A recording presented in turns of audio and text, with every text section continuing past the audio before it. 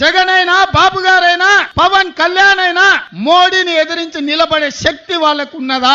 మరి వాళ్ళకి లేనప్పుడు ప్రశ్నించే గొంతుగా షర్మిలమ్మ ఈ రాష్ట్రంలో కాంగ్రెస్ పార్టీకి అండగా నిలబడి మిమ్మల్ని అందరినీ మీ కష్టాలలో తోడుగా ఉండాలని వచ్చినప్పుడు ఆశీర్వదించాల్సిన అవసరం ఉందా లేదా మీరు ఆలోచన చెయ్యండి. ఇవాళ పాలించే నాయకులు కాదు, ప్రశ్నించే గొంతు కావాలి. మీ తరపున నిలబడి కొట్లాడే నాయకురాలు కావాలి. వైఎస్ఆర్ వారసులు రావాలి. వైఎస్ఆర్ గారి ఆశయ సాధన కోసం పనిచేసే వాళ్ళు ఉండాలి అంటే షర్మిలమ్మకు అండగా మీరు నిలబడాలి. చట్టసభలలో కాంగ్రెస్ ను మీరు గెలిపించాలి.